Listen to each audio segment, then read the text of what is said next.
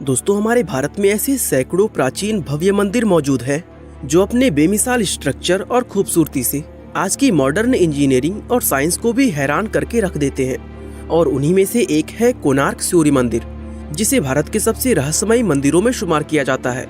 दरअसल इस मंदिर से जुड़े ऐसे कई रहस्य हैं जिनके जवाबों की खोज अभी भी की जा रही है। बताया जाता है कि किसी समय इस मंदिर के शीर्ष पर एक स्पेशल किस्म की विशालाकार चुंबक लगी होती थी, जिससे मंदिर में मौजूद सूर्यदेव की मूर्ति हर समय हवा में लटकी रहती थी। ऐसे में सवाल उठता है कि आज से सैकड़ों साल पहले इस मंदिर को आखिर किस तरह से बनाया गया होगा, और क्या वजह है कि इस मंदिर का मेन गेट पिछले 118 सालों से बंद पड़ा हुआ है। इस मंदिर के बारे में इसी तरह की और भी बहुत सी रहस्यमयी बातें हम आज की हमारी इस वीडियो में बताने वाले हैं। तो चलिए अब इस वीडियो को शुरू करते हैं। दोस्तों, कोणार्क मंदिर भारत के उड़ीसा राज्य में पुरी शहर से 35 किलोमीटर की दूरी पर कोणार्क नाम के एक टाउन के अंदर स्थित है। बताया जाता है कि इस मंदिर को पूर्वी गंगवंश के राजा नरसिंह देव प्रथम के द्वारा सन 1250 ईस्वी के आसपास बनवाया गया था। राजा नरसिंह देव ने ये मंदिर भगवान सूर्यदेव को समर्पित करके बनवाया था, जिसमें सूर्य देवता की एक विशाल और भव्य मूर्ति स्थापित की गई थी। यहाँ तक कि इस मंदिर की संरचना भी सूर्यदेव के रथ की तरह की गई है। दरअसल हिंदू धर्म में सूर्यदेव को पूरे ब्रह्मांड के जीवन का स्रोत कहा जाता है और माना जाता है कि सूर्यदेव आकाश में एक रथ पर सवार होकर यात्रा करते हैं, जिसको 7 बेहद ताकतवर घोड़े खींचते हैं। इसी काल्पनिक रथ से इंस्पायर होकर इस मंदिर का डिजाइन तैयार किया गया है, जिसके चलते ये सूर्यदेव के रथ के जैसा ही नजर आता है। इस मंदिर के दोनों तरफ पत्थरों के 12 जोड़ी पहिए लगाए गए हैं। साथ ही 7 घोड़े इस मंदिर के आगे की तरफ इस तरह से बनाए गए हैं कि उन्हें देखकर लगता है मानो वो मंदिर को खींचकर आगे ले जा रहे हों। मंदिर के दोनों तरफ बने ये पहिए सुंदर होने के साथ ही प्राचीन भारतीय इंजीनियरिंग का एक बेहतरीन नमूना भी है। दरअसल ये 12 पहिए साल के 12 महीनों को दर्शाते हैं और इन पहियों की मदद से समय का सही अंदाजा लगाया जा सकता है। असल में ये पहिए एक ऐसे सनडायल का काम करते हैं जो सिर्फ घंटे ही नहीं बल्कि मिनट और सेकंड्स तक का समय बताते हैं। अब जाहिर सी बात है, उस समय घड़ियां तो थी नहीं, इसलिए लोग इन पहियों को देखकर ही समय का पता लगाते थे।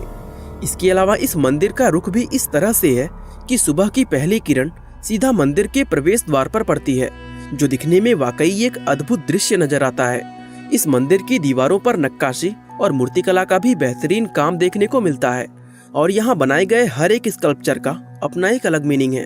जैसे इस स्कल्पचर को ही देख लीजिए, जिसमें ऊपर की तरफ शेर, उसके नीचे हाथी और उनके नीचे इंसान दबा हुआ नजर आ रहा है।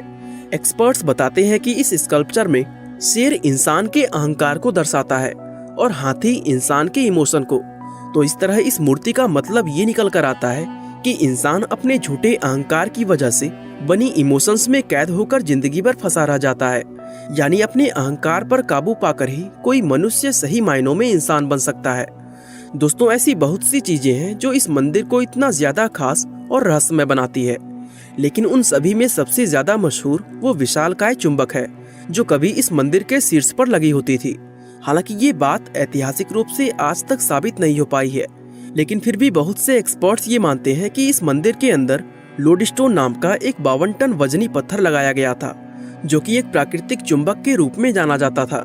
इस विशाल चुंबक की वजह से ही मंदिर के अंदर स्थापित की गई भगवान सूर्यदेव की मूर्ति हमेशा हवा में लटकी रहती थी, और मूर्ति का इस तरह हवा में लटके रहना अपने आप में किसी अजूबे से कम नहीं था। अब इस चुंबक के साथ क्या हुआ और आज के समय में ये कहां पर है, इन सवालों को लेकर अलग अलग लोग अलग अलग कहानियां बताते हैं, जिसमें सबसे फेमस थ्योरी ये है कि शुरुआत में ये मंदिर समुद्र के किनारे पर हुआ करता था, लेकिन समय के साथ धीरे धीरे समुद्र का पानी कम होता गया और ये मंदिर किनारे से कई किलोमीटर दूर हो गया। कहते हैं कि इस मंदिर में लगाया गया वो चुंबकीय लोडस्टोन इतना स्ट्रॉन्ग था कि उसकी वजह से समुद्र में गुजरने वाले पानी के जहाजों का कंपास तक काम करना बंद कर देता था और वो जहाज यहाँ से गुजरते हुए अपनी दिशा भटक जाते थे। कहा जाता है कि पुर्तगाली नाविक अपने जहाजों को बचाने के लिए इस मैग्नेट और भगवान सूर्यदेव की प्रतिमा को मंदिर से निकालकर अपने साथ ले गए थे और इस मंदिर से मैग्नेट का निकलना ही इसके गिरने की असल वजह बना था। दरअसल कुछ एक्सपर्ट्स का ये मानना है कि इस मंदिर के स्ट्रक्चर को मजबूती देने और इसे खड़ा रखने में उस मैग्नेट का बहुत बड़ा रोल था, क्योंकि इस मंदिर को बनाने में जो पत्थर इस्तेमाल किए गए थे, उन पत्थरों के ब्लॉक्स के बीच में लोहे की प्लेट्स लगाई गई थी, ताकि मैग्नेट की पावर से सभी पत्थर अपनी जगह जमी रहे। ऐसे में जब इस मंदिर के ऊपरी हिस्से से उस मैग्नेट को निकाल दिया गया तो मंदिर का पूरा स्ट्रक्चर बेहद कमजोर हो गया, जो समय के साथ साथ धीरे धीरे नष्ट होता चला गया। इसके अलावा कुछ लोग ये भी दावा करते हैं कि इस मंदिर को पुर्तगाली नाविकों ने नहीं बल्कि भारत में घुसे विदेशी आक्रमणकारियों ने नष्ट किया था। और साथ ही इस मंदिर में स्थापित की गई मूर्तियों में से एक मूर्ति उड़ीसा के पुरी टेम्पल में आज भी स्थित है और एक मूर्ति दिल्ली के नेशनल म्यूजियम में रखी हुई है। हालांकि इनमें से कोई भी बात ऐतिहासिक रूप से साबित नहीं है। दोस्तों, इस बात में कोई शक नहीं कि कोणार्क मंदिर बेहद अद्भुत और सुंदर नजर आता है, लेकिन मंदिर का जो हिस्सा हम लोग आज देखते हैं वो असल में पूरा मंदिर नहीं है। दरअसल इस मंदिर में कुल 3 मंडप हुआ करते थे, जिसमें 2 मंडप कई सदियों पहले पूरी तरह नष्ट हो चुके थे और आज इसका सिर्फ एक मंडप ही बाकी रह गया है। अब इस मंदिर के बाकी हिस्सों के नष्ट होने के पीछे भी लोग अलग अलग कारण बताते हैं। कुछ लोग कहते हैं कि मंदिर के वो हिस्से आक्रमणकारियों के द्वारा किए गए हमलों की वजह से नष्ट हुए थे, तो कुछ एक्सपर्ट का मानना ये है कि ये मंदिर कभी बन ही नहीं पाया था और मंदिर के जो हिस्से अधूरे रह गए वो समय के साथ धीरे धीरे खुद ही नष्ट हो गए। अब इनमें से कही गई कौन सी बात सही है और कौन सी गलत, ये कह पाना मुश्किल है, क्योंकि एक्सपर्ट अभी भी इस मंदिर के नष्ट होने का असल कारण पता लगा रहे हैं। कहते हैं कि आज हमें ये मंदिर जितना ऊंचा नजर आता है, असल में ये उससे कहीं ज्यादा ऊंचा हुआ करता था। यहाँ तक कि समुद्र में सफर करने वाले नाविक इस मंदिर के शिखर को अपने जहाजों से ही देख लिया करते थे।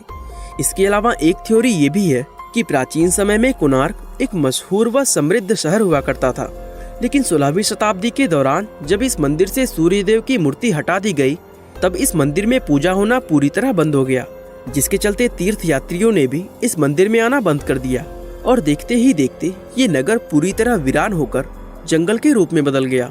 फिर कई सदियों बाद जब इस मंदिर को खोजा गया तब इसकी हालत बहुत ज्यादा खराब हो चुकी थी और इसके कई हिस्से पूरी तरह ढहकर नष्ट हो चुके थे। आज के समय की बात करें तो इस मंदिर का सिर्फ एक ही मंडप बाकी रह गया है, जिसको इस मंदिर का प्रधान मंडप माना जाता है। लेकिन हैरानी की बात यह है कि इस मंडप के अंदर जाने के सभी रास्ते आज से 118 साल पहले पूरी तरह सील कर दिए गए थे, जो आज भी उसी तरह बंद पड़े हुए हैं। अब ऐसे में सवाल ये उठता है कि आखिर इतना समय बीत जाने के बाद इस मंदिर का दरवाजा आज तक खोला क्यों नहीं गया। दोस्तों, ये चीज इस मंदिर को और भी ज्यादा रहस्यमय बनाती है और इस दरवाजे के बंद होने को लेकर लोग तरह तरह की अंधविश्वासी बातें भी करते हैं।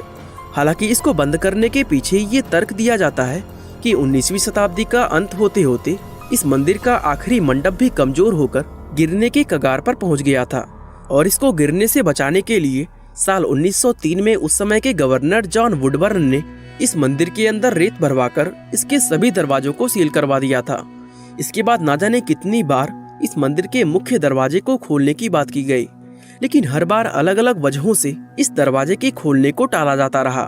यहाँ तक कि इसी तरह आज 118 साल बीत चुके हैं, लेकिन अभी भी ये दरवाजा उसी तरह बंद पड़ा हुआ है। ऐसे में लोगों के मन में ये सवाल आता है कि क्या इस दरवाजे को सच में मंदिर को गिरने से बचाने के लिए बंद किया गया था, या फिर इसके बंद किए जाने के पीछे कोई और भी बड़ा रहस्य छिपा है। खैर, इन सवालों का जवाब हम लोगों को तभी मिलेगा जब इस दरवाजे को खोला जाएगा। बाकी दोस्तों, आज के लिए बस इतना ही। वीडियो अच्छा लगा तो लाइक, शेयर और चैनल को सब्सक्राइब करना बिल्कुल